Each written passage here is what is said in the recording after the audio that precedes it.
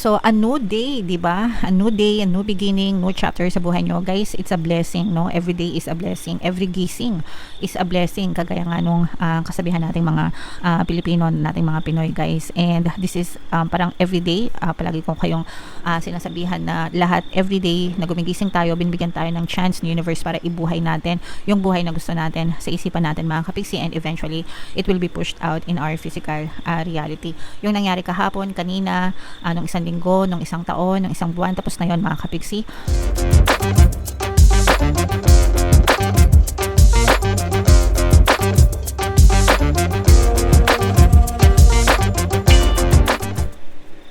Hello guys, hello Aquarius, welcome back to Pinoy Pixie Tarot. Ang pamagat ng episode natin for tonight is messages from the universe para ngayong April to May, guys, para sa Aquarius, Sun, Moon, Rising, Sign, and Venus. So, unahin natin tong deck na to. Kung ano na lang yung makaresonate sa inyo, guys, take that message kasi hindi lahat ng mensahe ay magre-resonate.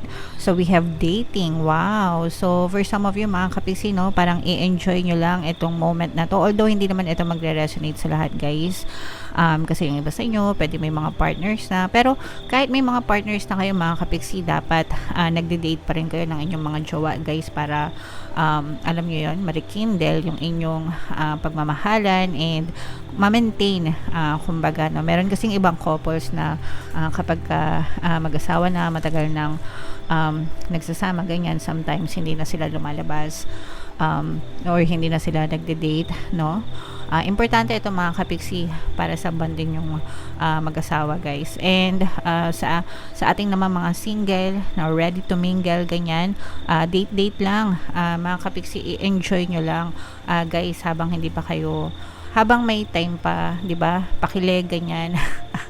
Masarap kaya, no, di ba? Sarap-sarap kaya na nakikipag-date. Pero syempre, guys, kailangan maging ano din kayo, no? Kumbaga, balansein nyo lang din. Wag din maging opportunista, ganyan. Basta, alam nyo na yun, ibig sabihin nun, matatanda na kayo, mga kapiksi. Pero, at saka mag-ingat din kayo, guys, especially sa mga nasa online dating apps, no? Kasi marami ring mga scammers sa mga dating apps, guys. Grabe, pati yung dating, ini-scam na. So, mag-ingat na lang din kayo. Kilalanin nyo mabuti yung mga dinidate nyo, mga kapiksi. Alright? Another message for you is maturity. Guys, ito napakagandang message nito kasi ibig sabihin habang nagkakaedad tayo, habang nagkakaroon tayo ng mga maraming mga experiences sa buhay natin, mas natututo tayo ng mga leksyon, no?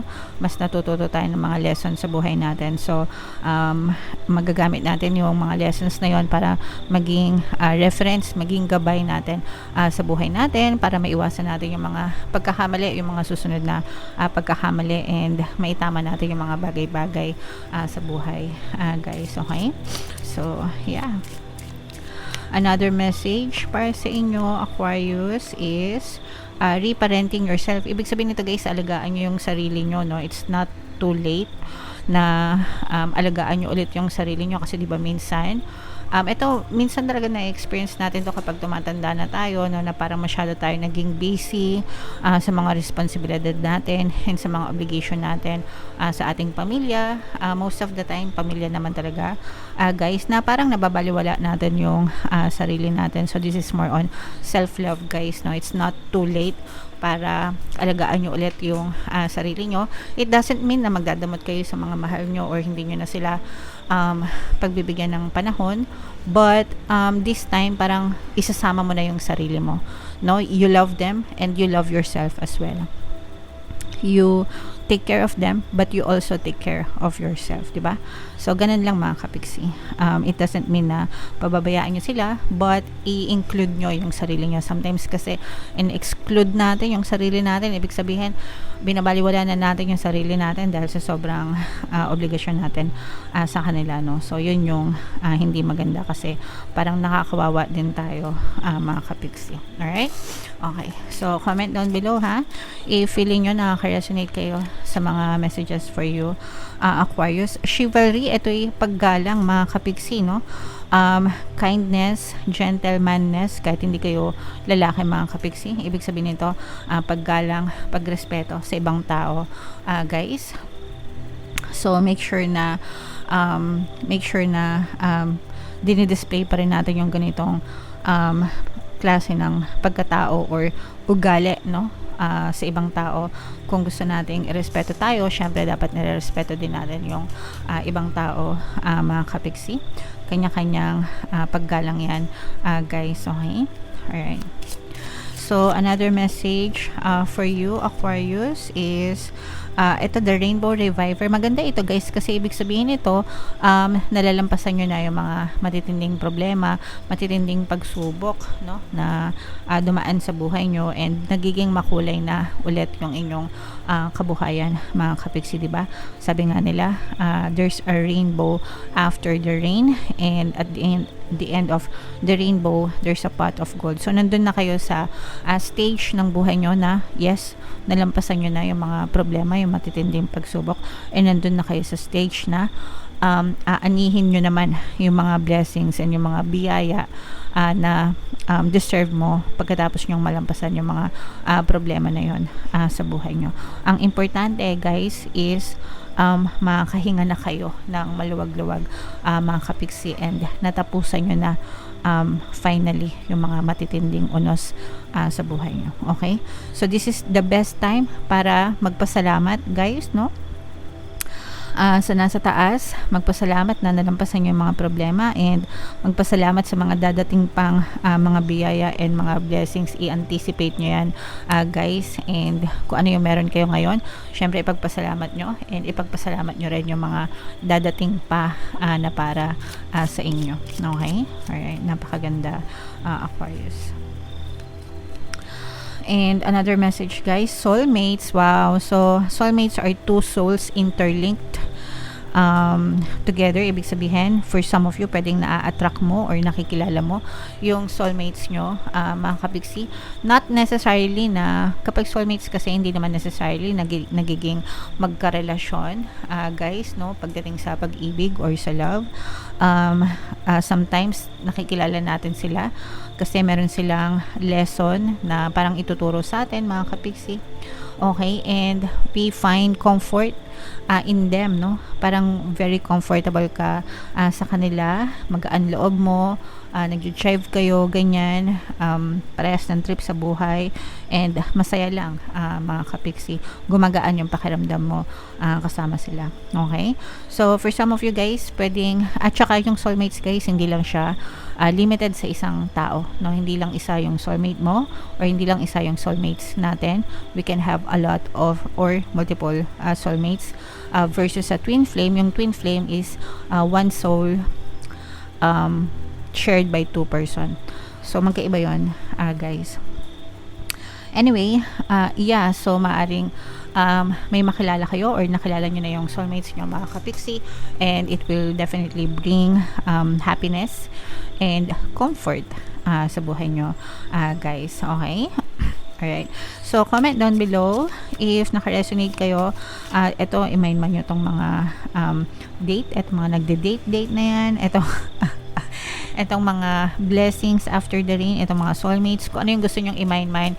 And comment down below, guys, kung saang message kayo naka-resonate dyan. Okay? Bunot lang tayo ng isang card pa dito para sa inyong additional message. Abang sinashuffle ko to, guys, panoorin nyo muna yung video natin regarding sa ating paano mag-manifest ng abundance video course. Kapigsi, sawa ka na ba sa mga struggles at hirap sa buhay mo? Masipag ka ba at masikap sa buhay ngunit hindi ka pa rin umaasenso? Ilang beses ka na bang nag-attempt mag-negosyo at mag-invest pero palagi ka pa rin nalulugi? Sa pagkakataon na ito ay maaaring may subconscious beliefs ka na nagiging balakid sa iyong pag-unlad at pagyaman. Introducing, paano mag-manifest ng abundance video course.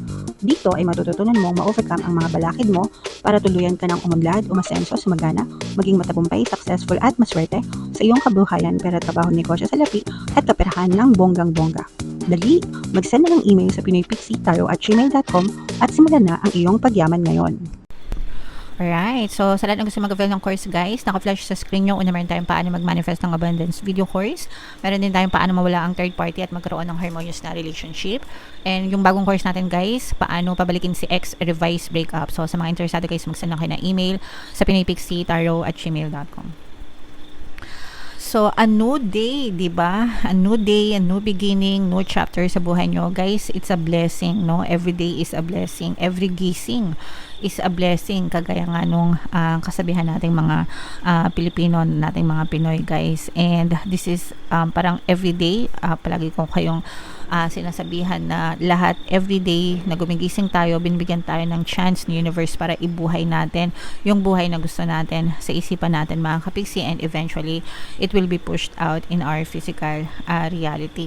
Yung nangyari kahapon, kanina, nung isang linggo, nung isang taon, nung isang buwan, tapos na yon mga kapiksi.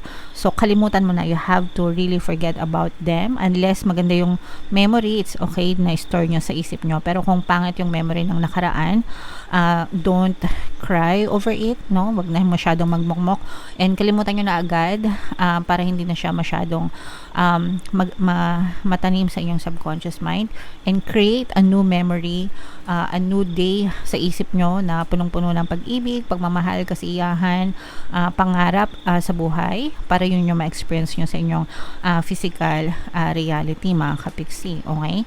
So basahin natin to guys. Let go of what was in order to make room for what's to come. Yun yung sinasabi ko na kailangan alisin nyo sa buhay nyo yung mga tapos na para magkaroon ng space sa buhay nyo, yung mga bago. Guys, no? It may be time to release a relationship that has run its course, a job that's lost its luster, or a depleting commitment. The past is over. What's done is done. Okay? So, sa kahit anong aspeto ng buhay to, mga kapiksi, yung mga reklamo nyo sa trabaho, sa relasyon, sa pag-ibig, sa buhay, mga kapiksi, yung mga hindi nagsiserve ng purpose sa buhay nyo, mga kapiksi, let it all go. Ihinga nyo na, di ba? Buntong hininga ng malalim, mga kapiksi. The past is over. What's done is done. Tapos na yon. They cannot hurt you anymore. Hindi na nila kayo pwedeng saktan unless hinayaan nyo sa isip nyo na saktan ulit nila kayo ng paulit-ulit. Okay? Kasi pag paulit-ulit yung iniisip, mga kapiksi, paulit-ulit din kayo nasasaktan. So, bakit nyo naman gusto yung ganon? Masokista ba kayo? Syempre hindi, di ba? So kung ayaw nyong masaktan kayo ng paulit-ulit, stop thinking about it and learn to let go, move on, forget the past, guys. Okay? Acknowledge the feelings learned from experience. Maganda na natutunan natin yung mga yon, mga kapiksi, pero wag nyo nang hayaan na masaktan ulit kayo. Give yourself permission to release any negative emotions or guilt. Kasi yung mga negative emotions, guys, kailangan talaga ma-release yan para hindi na kayo mag-suffer, no? Kasi the more na meron kayong negative emotions, lalo lang kayong nagsasuffer sa buhay nyo. When one area of our life falls apart, no opportunities fall into place. So, hayaan natin na pumasok yung mga bagong opportunities sa buhay natin. Mga kapiksi, magbabay na tayo sa nakaraan and mag-hello tayo sa present and sa kinabukasan, guys. Okay? Alright. So, napakagandang message, guys. Comment down below if naka-resonate kayo and kung may naka-resonate ba sa inyo dyan, guys. Alright? So, for more tarot readings, Aquarius, ito yung playlist nyo. Ito naman yung ating success stories ng paano mag-manifest ng abundance video course. Click here to subscribe, guys. Ito yung ating mga pampaswerte subliminals. Thank you for liking, sharing, and subscribing. See you again next time. I love you all, mga kapiksi. Have a nice day. Bye-bye.